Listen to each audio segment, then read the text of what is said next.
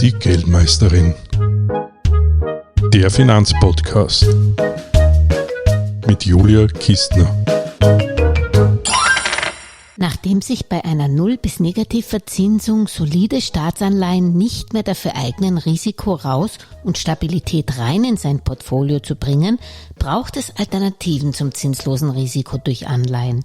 Eine sind Investitionen in Infrastrukturaktien, zumal gerade die USA, aber auch Europa billionenschwere Pandemie- und Konjunkturprogramme angekündigt haben. Gerade in den USA auch schon teilweise umgesetzt haben. So unterzeichnete Präsident Biden eine 597 Milliarden Dollar schwere Infrastrukturinitiative, wobei die Staatshilfen unter anderem in die Modernisierung von über 30.000 Kilometer an Autobahnen, Straßen und Hauptstraßen und die Reparatur von Brücken fließen, weshalb ich mir vor einem halben Jahr, als die Offensive schon verkündet wurde, Aktien des Baukonzerns Hochtief ins Portfolio gelegt habe, da er sehr stark im amerikanischen Markt verhaftet ist. Zu früh, wie sich herausstellte. Irren ist menschlich, deshalb nochmals ist es ja so wichtig, an der Börse zu diversifizieren. Der Hochtief-Kurs hat in den letzten 6 Monaten 10% Federn gelassen. Ich nehme es gelassen und verkaufe trotzdem nicht. Hochtief ist jetzt, das ist nur meine ganz persönliche Meinung, mit einem für 2022 erwarteten Kurs-Gewinn-Verhältnis von 8,6 wirklich sehr günstig bewertet. Nur noch Porsche Vorzugsaktien sind günstiger. Zurück zum Thema Infrastruktur. Wobei bei der nachgefragten Infrastruktur heute natürlich ganz anderes wie in meinen bisherigen Vorstellungen hineinfällt. Investitionen in Medizintechnik, Cybersecurity, in 3G-Technologie, Robotics, Automatisation oder Elektromobilität, meint Zehrid Osmani, Leiter für langfristige europäische und globale Aktienstrategien bei Martin Currie, eine Tochter von Franklin Templeton. Well, we think infrastructure by its own structure and definition is a long-term investment opportunity. Many of those programs have been unveiled globally as a way to recover from the pandemic crisis. If you look at the fiscal stimuli that have been pledged, as of the end of last year, it was equivalent to over 15% of global GDP. And that figure has been rising here with additional stimuli programs and infrastructure programs being unveiled, like in the US in particular. Quite sizable ones, which are continuing to add to that. When you think of the time it will take to channel this fiscal stimuli into the real economy is what will determine the shape of the economic recovery. Mm-hmm. We think some of those fiscal stimuli will go into infrastructure programs that will be over 8 years and beyond, multiple decade potentially infrastructure programs. Zehrid Osmani hält es übrigens für ratsam, nicht direkt in die Endanbieter von Medizintechnik, E-Autos, Windräder usw. zu investieren, deren Margen aufgrund des starken Wettbewerbs stark unter Druck sind. Cleverer wäre, sich deren Zulieferanten genauer anzuschauen, also die Bauteile-Hersteller, die Hersteller von Mikrochips, Baumaschinenproduzenten, Windradmotoren, Software-Spezialisten und so weiter und so fort, die auch viel, viel mehr verschiedene Abnehmer haben. Sehr schön, nur ist es nicht schon zu spät, auf diesen Zug jetzt erst aufzuspringen? Well, there's across the key regions globally, there are infrastructure programs that have been unveiled. In the US, they're just coming to having been approved by the Senate and therefore going ahead. In Europe, there are infrastructure programs that are put in place, and in Asia, specifically in China as well, they are also being channeled as a way to stimulate economies. So it's really globally rather than any specific region that we're looking at. And if you think of infrastructure, you always think of old economy like construction workers, but that's not the infrastructure you mean, or where are you invested in which sectors?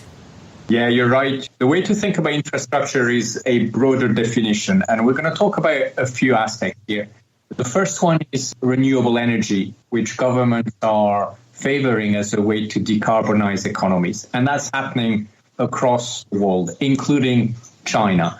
The second one is electric transportation, I should say. And in electric transportation, there's two forms that are being favored by infrastructure programs. One is high-speed railways, and the other one is electric vehicles.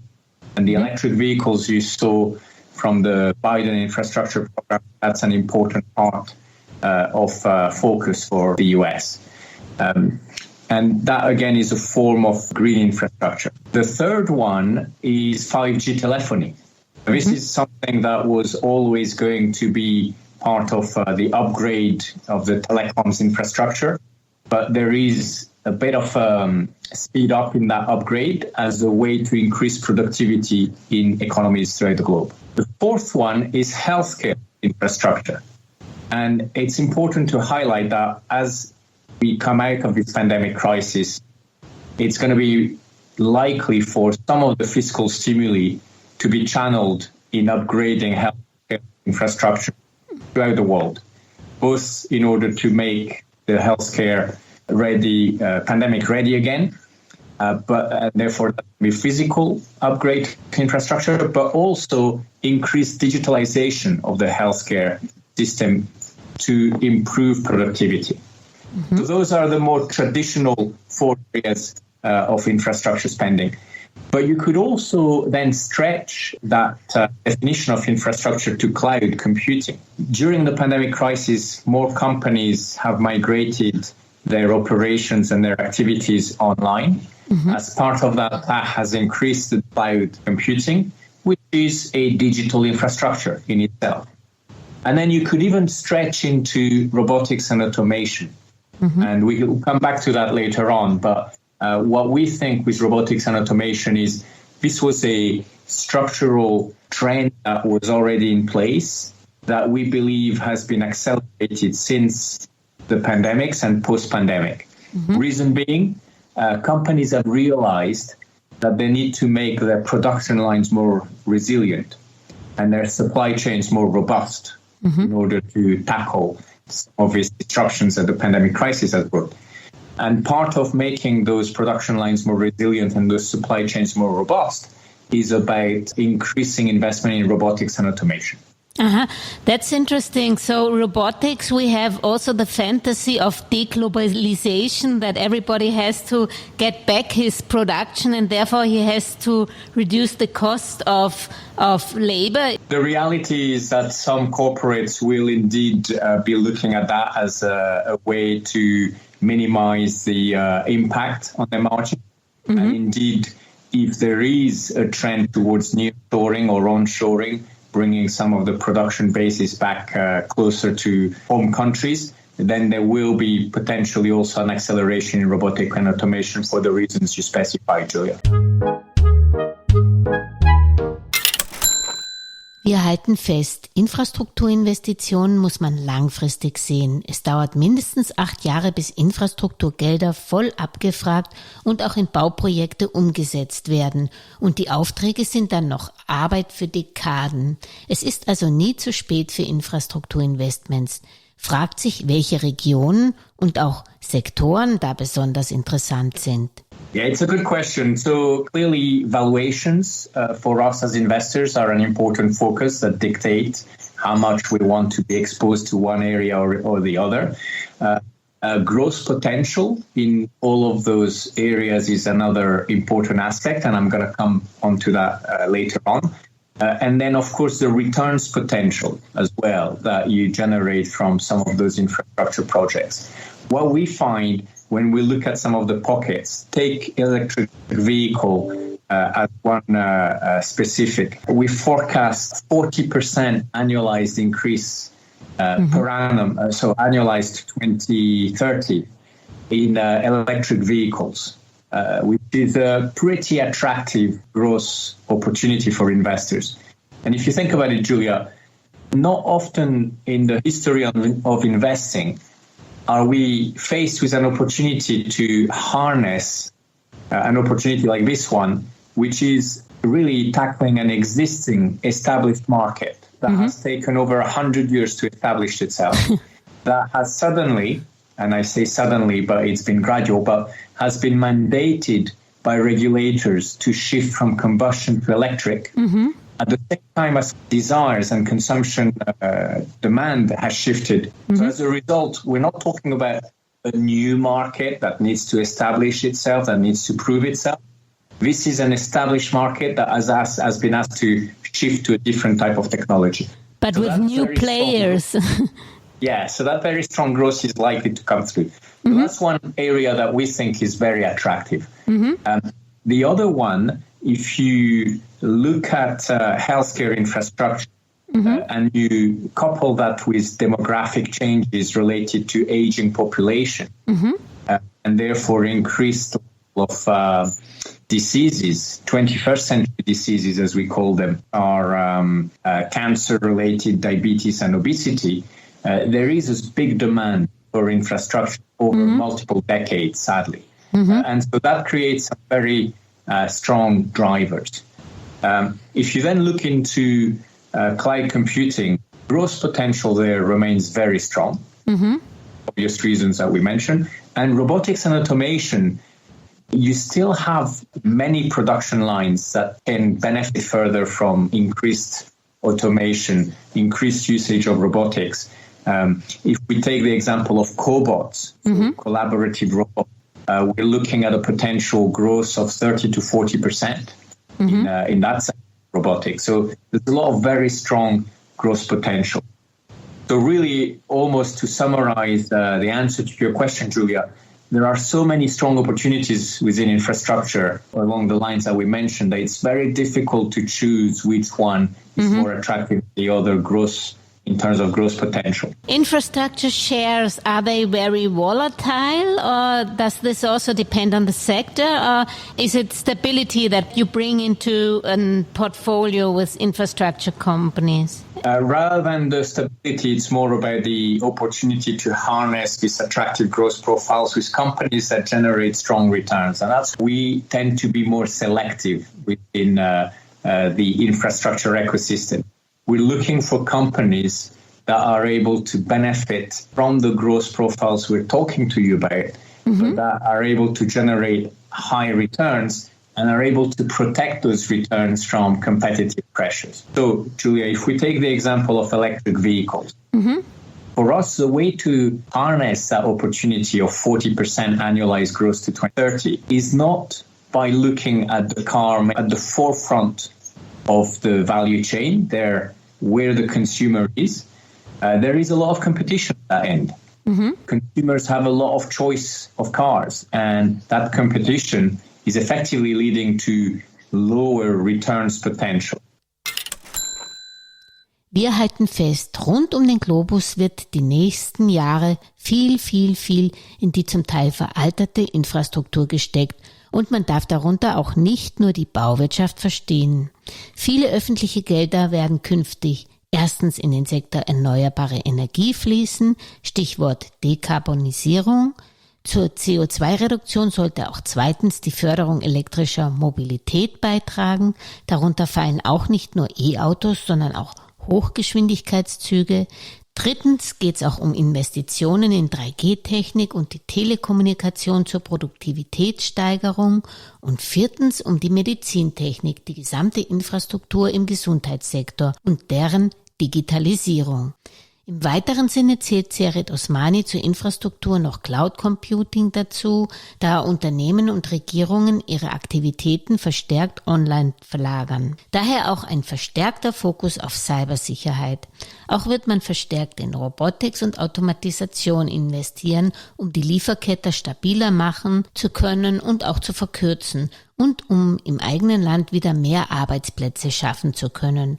Und ein weiterer Bereich ist noch die Hygiene und alle Firmen, die dazu beitragen und deren Dienstleistungen und Produkte seit der Pandemie natürlich viel stärker nachgefragt sind.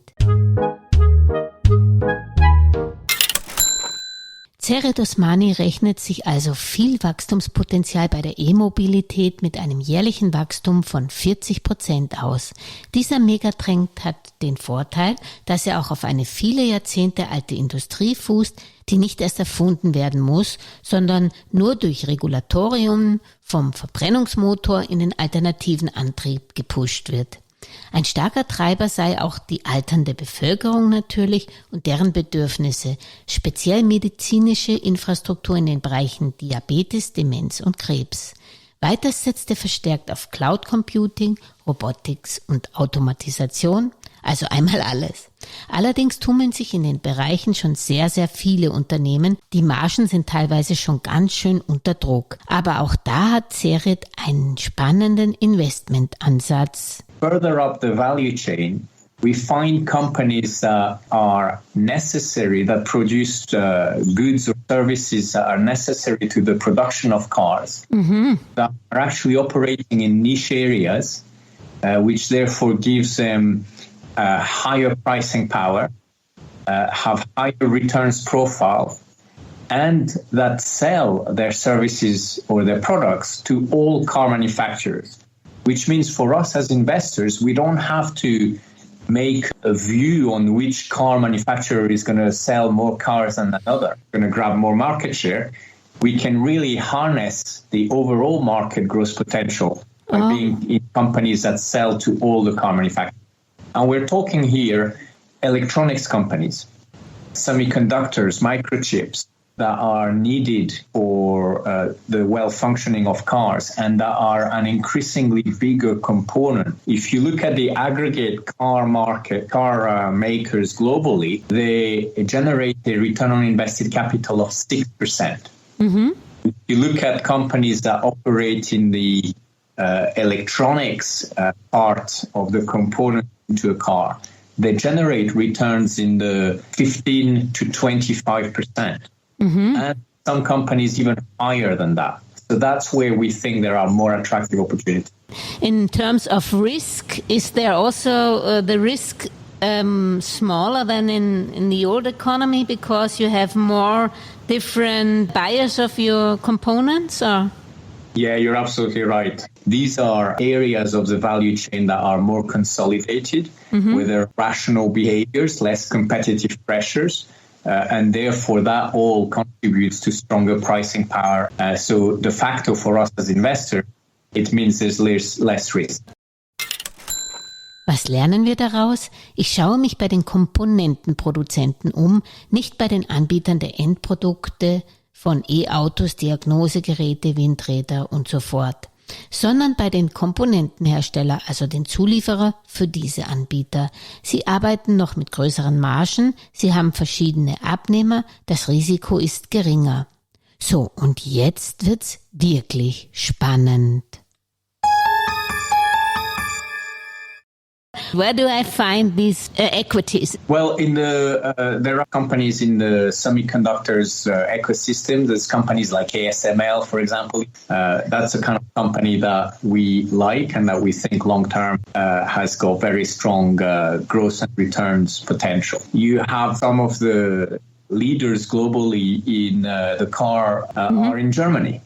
Infineon technology, for example, is very well positioned to harness the opportunity in electric vehicles. Then you've got companies, if we're looking at the healthcare infrastructure, these companies that we find attractive are a mix of companies in Europe and in the US, and actually also some companies in Asia. And then if you look at the 5G, there are some good companies in Europe specifically. Finally, on the initiatives around construction, around greener, more efficient buildings, again, you can find some opportunities in Europe, and equally you can find some good opportunities in the US. And the importance here is, whilst these companies might be quoted in Europe or in the US, they operate globally. So the investors an exposure to the global cycle rather than the regional cycle.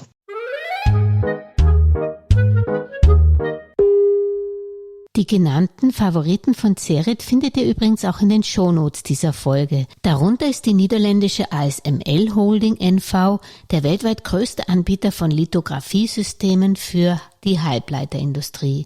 Interessant sei auch Infineon, viele deutsche Zulieferer in der Autoindustrie, Medizintechnikunternehmen rund um den Globus, gute 3G-Technologiefirmen, die man vor allem in Europa findet, ebenso wie US- und europäische Top-Unternehmen, die sich mit Green Building beschäftigen. Das heißt, klassische Bauunternehmen befinden sich nicht mehr auf seiner Einkaufsliste? We have Kingspan, for example, which is a leader in insulation panels, which is an important part of reducing the carbon footprint of buildings, because making them more insulated does reduce the energy bill and therefore the carbon footprint.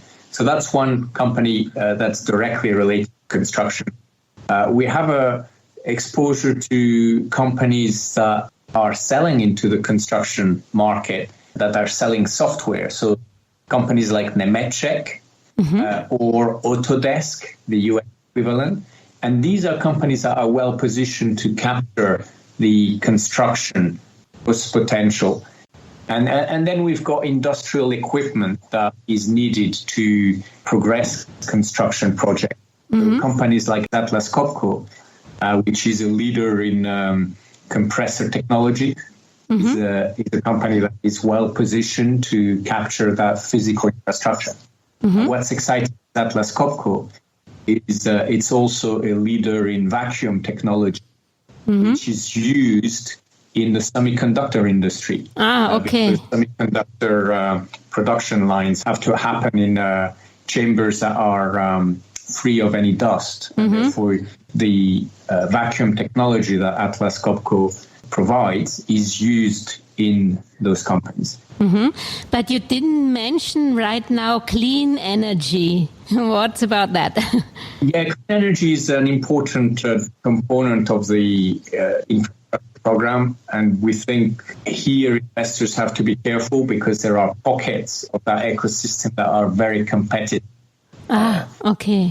For example, when you're looking at the competition for wind farms and for both onshore and offshore wind farms, the price for competing for these designated areas has gone very, very high because there's a traditional new energy companies that are there, but there's also the incumbent energy companies that are wanting to diversify their business and to increase the exposure to new energy that are coming in and bidding.